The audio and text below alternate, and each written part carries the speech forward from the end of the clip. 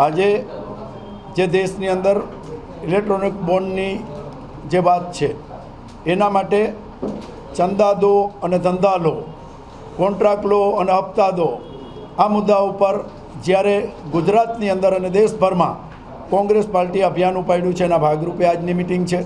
આપણે સૌ જાણીએ છીએ કે આ દેશની અંદર આ ચંદાના ધંધા કેટલા ખરાબ અને કેવી રીતે થયા છે. આ દેશની અંદર બીજા કોઈ આક્ષેપ કરે તો એ પોલિટિકલી આક્ષેપ છે એવું કહેવામાં આવે, પરંતુ જ્યારે દેશના ફાઇનાન્સ મિનિસ્ટરના પતિદેવ એમ કહેતા હોય, જેની છાપ શુદ્ધ છે આ દેશની અંદર, જે માણસની ઇમેજ આ દેશની અંદર શુદ્ધ છે, એવા માણસ એમ કહેતા હોય કે આ દેશનો નહીં પણ વિશ્વનો સૌથી મોટું કૌભાંડ છે, તો આનાથી વધારે કોઈ હું એમ માનું છું કે બોલવાની જરૂર રહેતી જ નથી. જો ભારતીય જનતા પાર્ટીની અંદર થોડી પણ શરમ હોય, નૈતિકતાની વાતો તો બીજાને કહે છે, કેજરીવાલે આમ નૈતિકતામાં કરવું છે, આમ કરવું. તમે નૈતિકતાની અંદર સમજતા હો તો સૌથી પહેલાં તો સીતારમણનું રાજીનામું આવવું જોઈએ.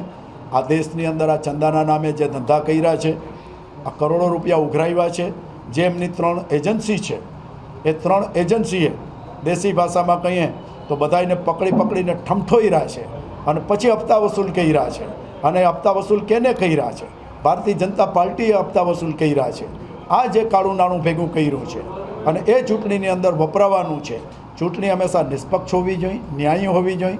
એની સામે અવાજ કરનાર કોઈ પણ પાર્ટીનો એ જે ઇન્ડિયા એલાયન્સનો કોઈ પણ માણસ હોય તો એને પકડીને પૂરી દેવામાં આવે, પણ જો ઇન્ડિયા એલાયન્સનો ન હોય ને એનડીએનો હોય તો એ દૂધે ધોયેલો થઈ જાય છે, ગમે એટલા ગુના કર્યા હોય.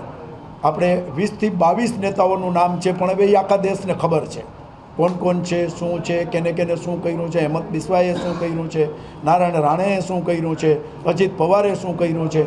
આ બધા ઉપર હિન્દુસ્તાનના વડાપ્રધાન જ્યારે અજીત પવારને એમ કહેતા હોય કે આને આવડું મોટું કરપ્શન કર્યું છે, અશોક ચૌહાણે આવડું મોટું કરપ્શન કર્યું છે, હિન્દુસ્તાનના વડાપ્રધાન તરીકે એમની નૈતિકતા છે, આવા લોકોને પોતે ગળે મળીને એ ભાજપની અંદર આવી જાય એટલે પવિત્ર થઈ જાય છે, એની સાથમાં આવી જાય એટલે પવિત્ર થઈ જાય છે. હવે તો દેશની જનતાએ નક્કી કરવાનું છે. જો જનતા નહીં જાગે તો આવતા દિવસની અંદર આ દેશ હિટલરશાહી બની જશે. આ દેશની અંદર ચૂંટણી નામનું કોઈ વાત નહીં રહે અને વન સાઇડેડ આ દેશની હિટલરશાહી આ દેશને ખતમ કરી નાખશે.